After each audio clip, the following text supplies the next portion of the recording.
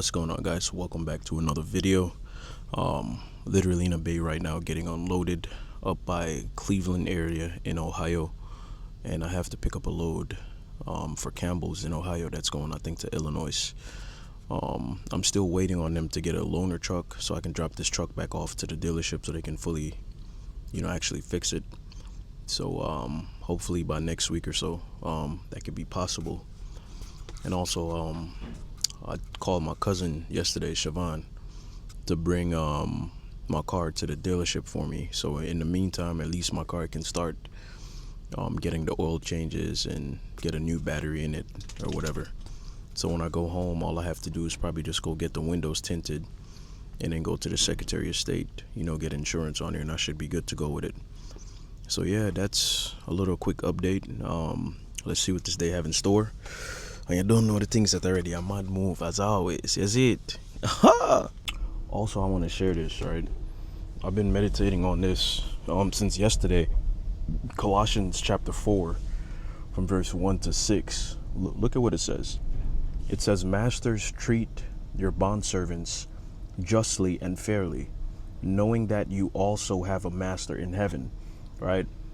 We understand that when the Bible is talking about masters, right? And it's talking about bondservants, it's not talking about slaves like how people think about slavery today, right? It's talking about like indentured servitude, right? It's pretty much the same thing that's going on today. You have to go work for somebody in order to survive, right?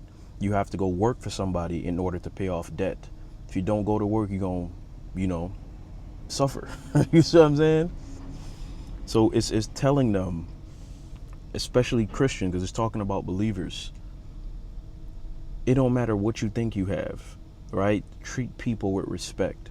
If you're a CEO, treat your employees with respect, right? Verse 2 goes on to say, "Continue steadfastly in prayer, being watchful in it with thanksgiving." It's like, dude, we don't see how vital prayer is. And I'm talking to myself as well right here because, man, I feel like so often I neglect prayer, even though I know how vital it is to be praying, right? We have brothers and sisters in the faith in places like Pakistan, right? Parts of Africa, right?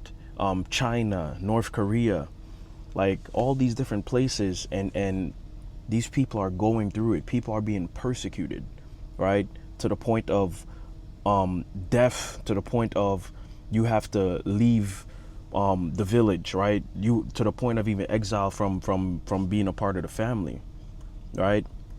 And then we over here in the Western world with this westernized BS Christianity, it's like, yo, like we really think Christianity is supposed to be a bed of roses. When if you actually read the Bible, you see that if you're going to actually follow Christ, expect sufferings, right? Expect trials. Why? Because if you're actually going to follow Christ, the devil is actually going to be coming at you. You see what I'm saying? So I'm loving this encouragement, right? Because the word of God is telling us that we need to be in prayer consistently, right? Continue steadfastly in prayer, it says, being watchful in it with thanksgiving, right? And then I love what Paul goes on to say in verse 3. He says, "At the same time, pray also for us, that God may open to us a door for the word to declare the mystery of Christ, on account of which I am in prison." So it's like, look at the apostle, man. He's saying, listen, pray for me. Don't pray for me to be comfortable, right? Don't pray for me to get more stuff. Pray for me so that God may open up doors, right? So that I may have the opportunity to share the gospel. And it's like, dude, that's the type of prayers that we need to be praying. You know what I mean? It's absolutely incredible because you're seeing that our faith is about what? It's about love. It's not about self and self-comfort and what I want and me, myself, and I. It's about love and how can I love other people? How can I bring people to Christ? Because when you actually get to know who Christ is, your entire life changes, man. Like, I was talking to my pastor yesterday, and I'm telling my pastor, like, man, sometimes I think back on my life, and it's like the amount of people I've helped, right? Financially, like giving my time and all this stuff, it would not make sense to someone that's outside of the faith. Because they're going to look at me like I'm crazy. Why are you helping somebody even though you know it's going to put you in a hole, right? Even though you're literally giving away your last few dollars for the week for food or whatever. Why? Because the love of God has been shed abroad in our hearts. That's why we're able to do stuff like that. That's why you see Apostle Paul, even though he's saying, of which account I am in prison. So he's in prison when he's writing this. He's literally in bonds, in chains. And he's telling them to pray for me that God may open a door so that I can share the gospel. That is absolutely beautiful, man. And then he goes on to say, walk in wisdom towards outsiders, right? Non-believers, making the best use of the time. And then I love how he ends with verse 6. Let your speech always be gracious, right? Seasoned with salt, so that you may know how you ought to answer each person. And it's like, that's what the Christian faith is about. Speak to people graciously, speak to people lovingly, right? Because we never know what God will do. God may perhaps grant that person repentance, leading them to a knowledge of the truth. All right, that's the word.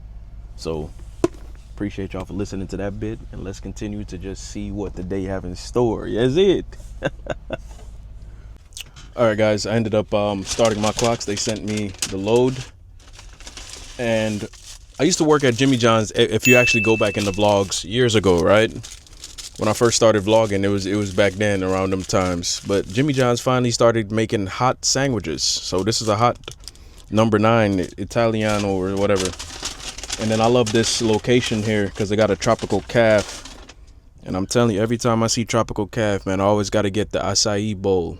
Like this thing right here, it's fire. Y'all got to try this, man. So let me eat this and head down the road. I'm going to pick up this load. I'm about 41 miles away. Then we're going to Illinois. So I think like I said earlier, it got to be dropped off, I think, tomorrow. It's a live unload. So here's it. Let's go. Also,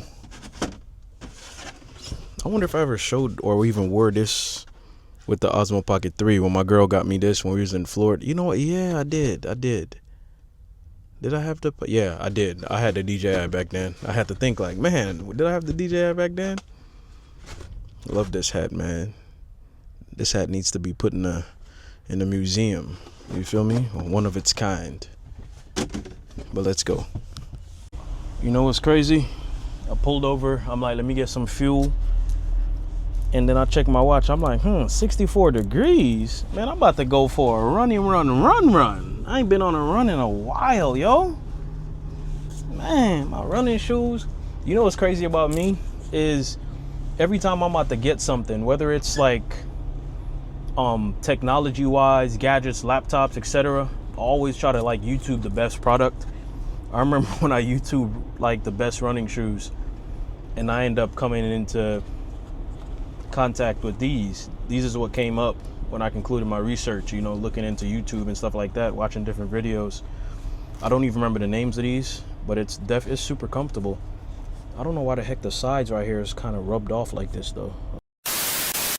Whew. Listen, man, I'm never in my life gonna skip out on running again. I was at such a good place and I stopped because it was getting cold.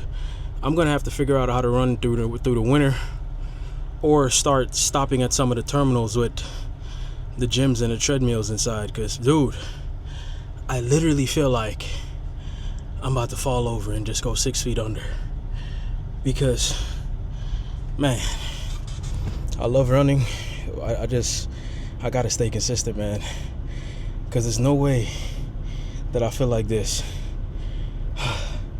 I'm gonna try to go out there again tomorrow. If not tomorrow, the day after tomorrow. I need to be consistent. If it's not every day, then every other day. Tus besos son los que me dan alegría. Tus besos son los que me dan el placer. Tus besos son. All right, people. It's the next day, and definitely tired. This load is supposed to be delivered by 9 o'clock. It's almost 8. So I'm about to just start rolling. I'm about 20 miles away. But man, that freaking storm or whatever the heck it was last night, it was crazy, man. At one point I definitely thought a tornado was gonna hit, man. It was raining so bad I couldn't see, but I definitely wasn't gonna stop. I was gonna keep going, you know. But let's drop this off, and hopefully I can go on another run today. I definitely feel a little sore. Not in my legs, like my arm for something, like my elbow reason. It's been giving me some type of pain, man. It's crazy. But I'm gonna let the dog out and continue down the road. Definitely looks like the majority of people out here still sleep. Look at that. Truck still parked all over the place. Milo, I said, come on. Come, Milo. Milo, come, man. This dog always want to take 10 years. Hurry up. So I just made it to this place. They told me to back in door 105. So let's see how far down that is. I'm surprised that I immediately got a door as well, because when I pulled up, there's like a few trucks over there to the right parked. So I thought I was going to be waiting for a bit. So that's good. Hopefully I can be in and out so I can immediately start to go pick up my next load. I think my next load is bringing me, I can't remember if it's Alabama or something, but I'm going down south somewhere. Man, I've been seeing Pennsylvania for the freaking longest time. Ohio, PA, Ohio, PA. Like, man, am I a dedicated driver or something, or what? You know what's actually crazy too, guys? I ended up putting in the application for a local job last night. You know what I mean? So I'm gonna see what they talking about, man. If they end up calling me, it's basically a gig that has to deal with Cisco. So I would have to be touching freight, dropping off product at like local grocery stores and things like that. If the money decent, guys, I'm done with this over the road, man. And I'm gonna keep my truck too. Try it out. If I don't like it, then I'll try to go get my hazmat endorsements and go drive with Landstar. I always wanted to try driving with Landstar because it seems like people make decent money over there for real. Yes, guys, I'm still in the bay. It's currently 10:17. You know what I mean? So hopefully they're almost done. I don't know. But I'm just going to end the vlog here. Pick it up on my way. I guess heading towards, like I said, Alabama or something. I don't remember where I'm going. But I don't know. I might move. Thanks for watching the vlog. As always, is it. All the glory belongs to you. All the glory belongs to you, oh God. Yeah. All the glory belongs to you. All the glory belongs to you, oh God. No. Now we say hallelujah. Yeah, say hallelujah. Yeah, say hallelujah. Yeah. Thanks for watching. I'm Move. Ladies and gentlemen.